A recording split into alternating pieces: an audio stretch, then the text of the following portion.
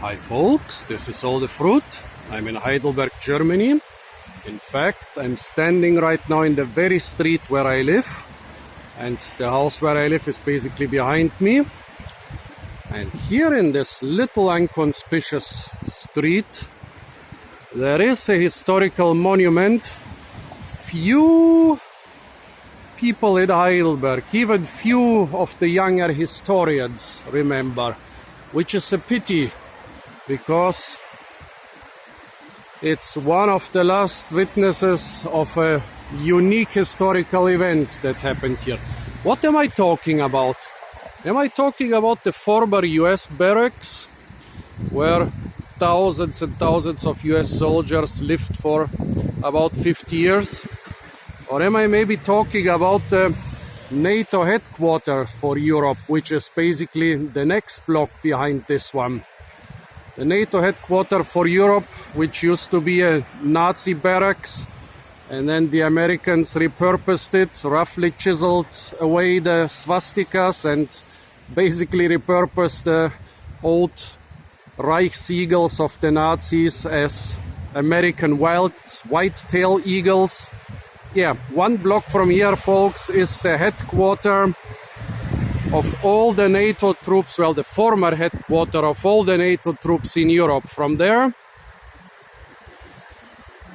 in the decades of the Cold War, hundreds of thousands, actually even millions of European, American and Canadian soldiers were being coordinated, expecting the imminent attack of the Red Army, rather today than tomorrow. So am I talking about this historical monument, a very beautiful and interesting historical monument? No, I'm talking about this ancient pear tree here. What is an ancient pear tree doing in some former American barracks? Well, this is a monument of the victory of simple German fruit farmers over the almighty American army at one of the hottest phases of the Cold War. Well, you can imagine the Americans busy with installing and maintaining their headquarters, their NATO headquarters for all of Europe, busy expecting to meet the Red Army in the biggest battle of all time. They cared little about fruit trees. And basically it's an irony of history that they got defeated not by Stalin and his Red Army, but by a couple fruit trees and a couple fruit farmers from the ancient village of Rohrbach. So how did this all happen? It's quite a long story, and I'm gonna start from the end, and then I'm gonna go to the beginning and move to the middle, because all my videos are kind of confusing. So nowadays this is a student dorm. A student dorm with a really massive 2.5 meter fence, topped with sharp steel tips. I even tried a couple of them. I wouldn't dare climb over this fence nowadays. And 10 years ago it was still a US barracks. Well, the US barracks here in Heidelberg were quite particular. Basically, the Americans were part of the community. You would walk into the barracks, you would participate in yard sales, birthdays and festivals. During the decades, they made fences around the NATO headquarters, the most important military installation in Heidelberg and arguably in all of Europe. Then they made fences around the military hospital and a couple other important places. But basically after 9/11, 90% of the military structures here were freely accessible to people. When I wanted to go to a shop which was behind this area, I would just walk between the barracks and say hi to the American soldiers. Then after 9/11, they built those massive fences around all their military installations. And all those hedges and young trees, they were not there when the fence was built. The only tree which was there was this old pear tree. And back then there was actually an old branch of the pear tree sticking out over the fences, and I said, well, folks, what is this defense against terrorism and against attacks? I mean, everybody can basically jump up here, grab the old branch and get over your massive fence. So why didn't the Americans cut down one old fruit tree for the sake of defense against terrorism? Well, because they had already tried this and failed 50 years earlier. So what do fruit trees mean for the people of Rohrbach and Heidelberg and all of southwestern Germany? It's quite hard to fathom the importance of fruit trees for this part of Germany. They have been a staple, one of the most important staples of the people here for centuries, probably for millennials. You would eat the fruit all summer, you will preserve it for winter, and most important of all, you will make tons and tons of cider. If you made wine, grape wine, that would usually go away for taxes. So you had to drink your cider and you were happy with it. And since the 18th and especially the 19th and even more the 20th century, fruit also became the most important cash crop of the farmers around here.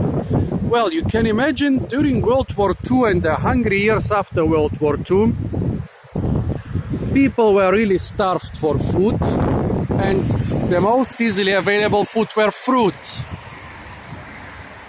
Well, those were basically the cares and worries of the simple people in 1952 around here. They had to feed themselves.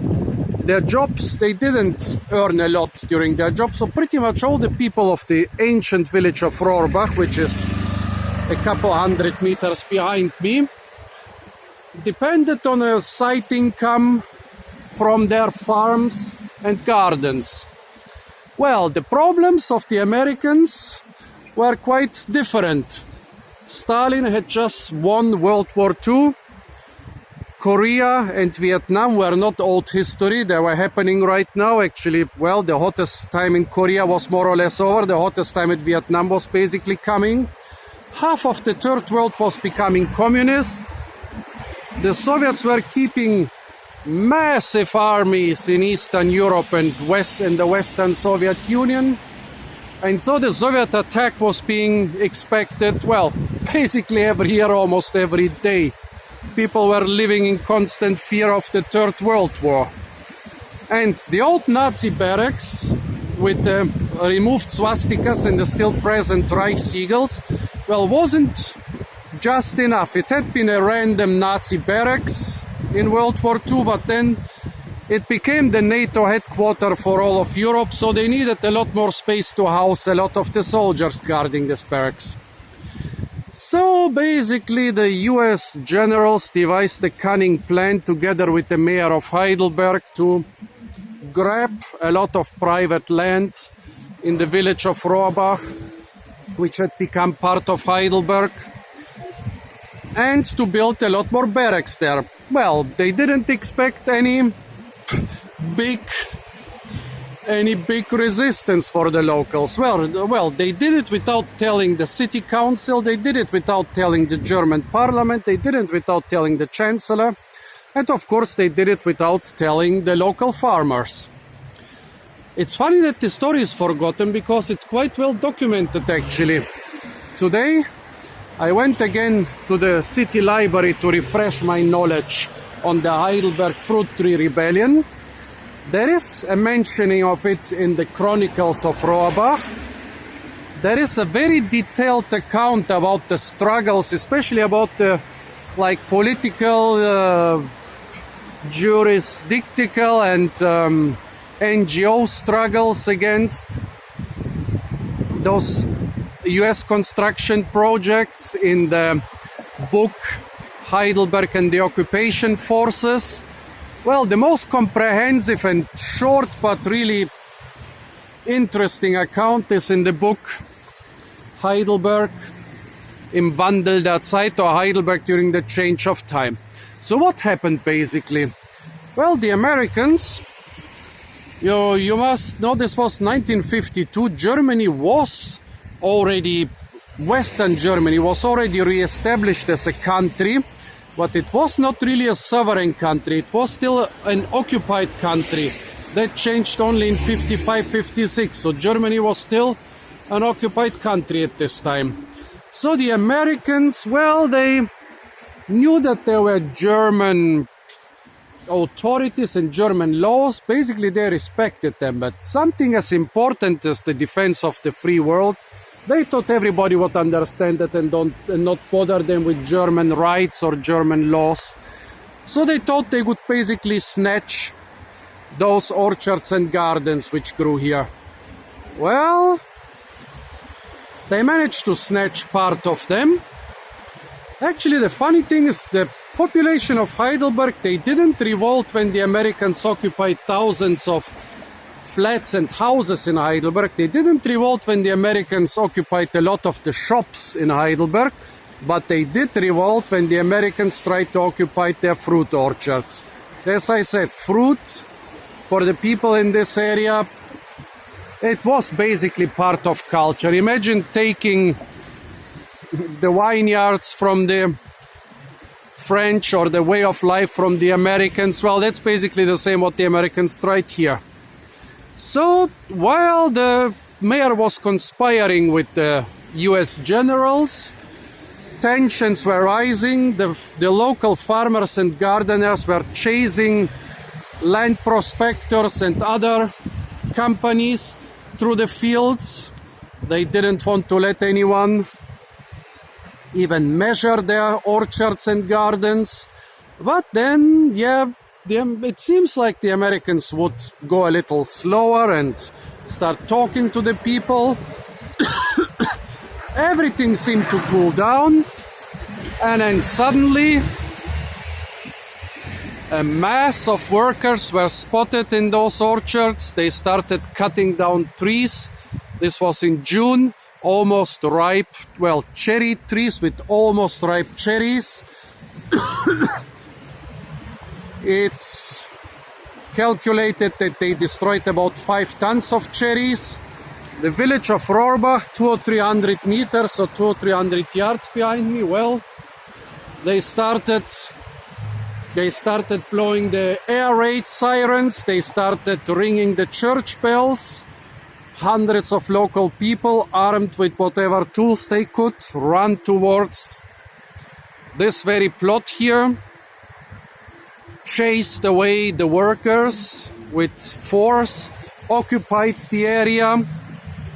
Well, they pleaded with the US military to at least wait till the valuable fruit trees are being harvested, at least guarantee them fair compensation. Well, at the end, when it turned out that the mayor had been conspiring with the Americans, the city council, also the German chancellor and the German parliament were very mad, so they forced the city to guarantee the recompensation.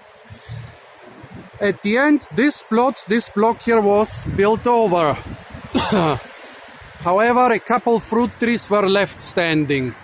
This is one of them. And the US construction plans were a lot, at the end what they constructed was a lot smaller than what they planned. They built Little America here. This has been known as Little America for 50 years, then as the ghost town for 10 years because it got abandoned when the American army moved to Afghanistan and Iraq. And now it's the student dorm in Bosseldorn.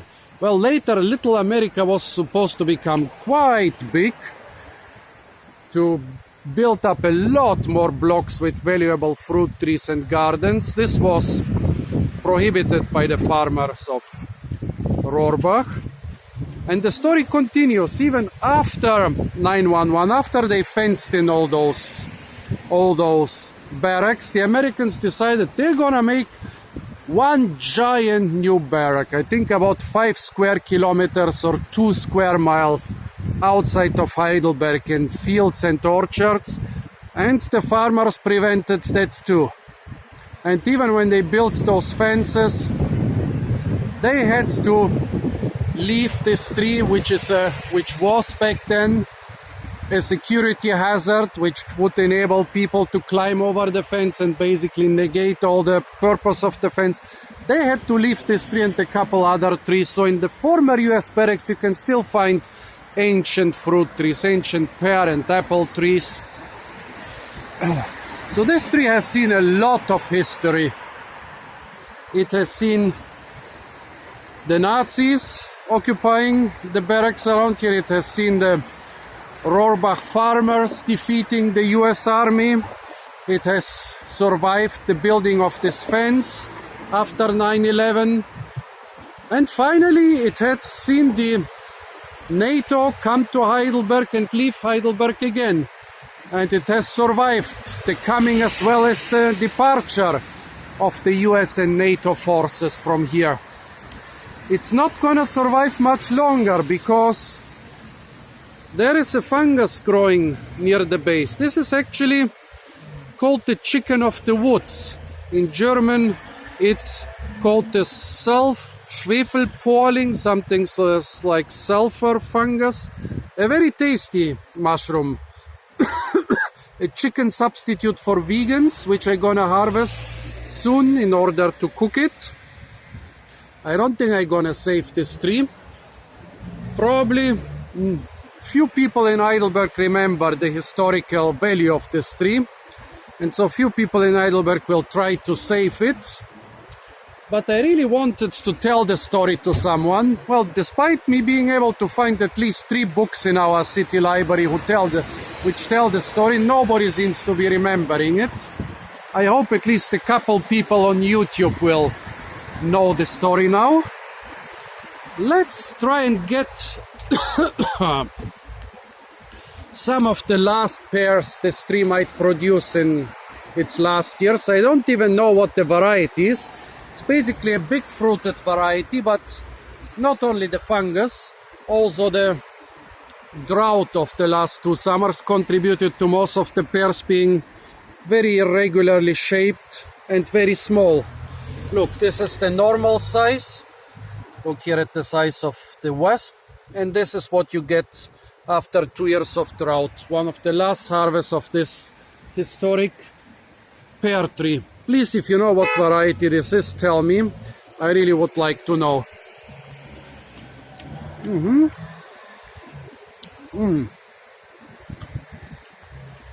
Well, this task just got harder. Despite being ripe, this pear is still very tart. That means it's most probably a cider pear. Not really intended for eating out of hand, but for making into cider. And those cider pears, yeah, sweet but still tart. Those cider pears, most of them are pretty much impossible to identify. There are thousands of cider varieties, cider pear varieties, because basically nobody cared about varieties for cider pears.